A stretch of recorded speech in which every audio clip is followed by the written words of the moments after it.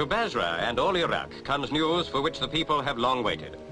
In parts of Basra and other towns of Iraq, life goes on much as it has done for many centuries in the old streets and the busy markets. But modern Iraq is a go-ahead young country. While the old-style markets serve their purpose, Iraq lives in no pipe dream of past glories. But in other ways there are changes. For instance, motor cars replace camels in the town streets. The old methods are still used to raise water for the crops. With wealth, there could be water in plenty to bring back fertility to the deserts that long ago were fruitful places. But wealth in Iraq was absent until man found oil deep below the unproductive sands.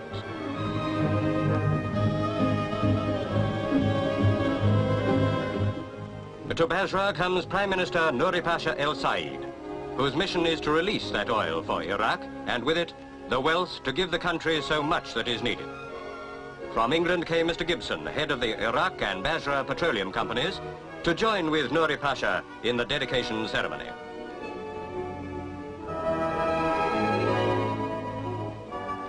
Zubair is now a strange place of many wonders. From its sandy wastes, oil will begin to flow to the markets of the world at the turn of a wheel by the Prime Minister. Deep below the desert sand, nature has created a vast reservoir of the precious oil urgently needed to drive the wheels of the world's industries. After years of exploring and research, the field was discovered by engineers of the Basra Petroleum Company, who have invested many millions of pounds to render the field productive and build pipelines to carry the oil to the sea. The turn of this wheel will set free the precious stream, which will bring many benefits to the land of Iraq.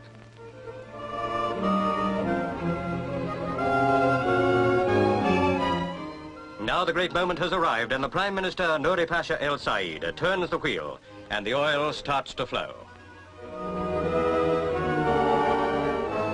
12 wells have already been drilled and completed since the company first found oil in commercial quantities in 1948.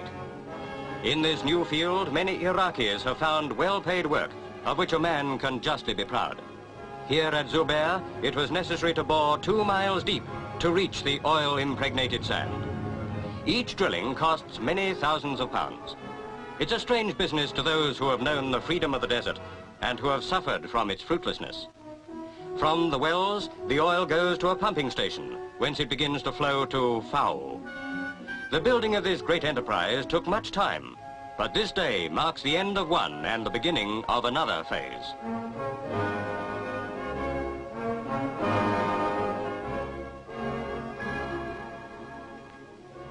With the oil now flowing, a lunch was given to celebrate the inauguration, and Mr. Gibson told the story. Near to him were the American ambassador and Jamel Bey al-Madfai. Mr. Gibson told how the work was speeded up by 9 months.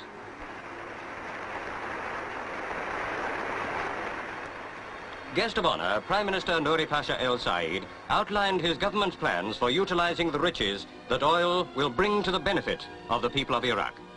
For many years they had waited for this day, and there were those who became impatient as the years passed. Now the waiting is over, and they look for many benefits from this great enterprise. This is how boring is done. At the end of long sections of pipe is a cutter, which bites into the earth, foot upon foot, yard upon yard.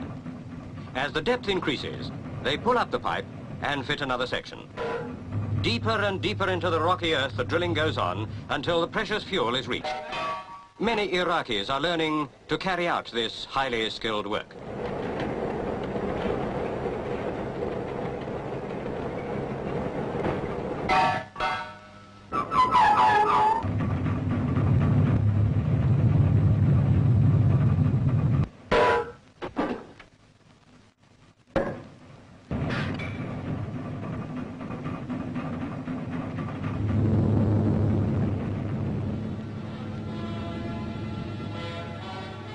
From Zubair, a pipeline runs 70 miles to Fao on the Persian Gulf. To this new port come the great oil tankers of the world to load with the precious cargo. Great storage tanks have been built to fill the tankers. For drilling is only a part of the job done. To reap the rich oil harvest, It must be taken to the markets of the world, and the great tankers will carry it safely and swiftly.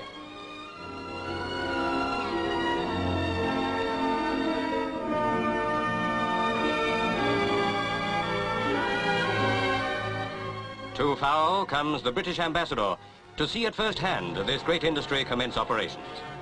Many nations are participating in this enterprise, and they will pour wealth into Iraq, which will enable the building of hospitals and schools and the promotion of social schemes which will help the peoples of the country to a better life.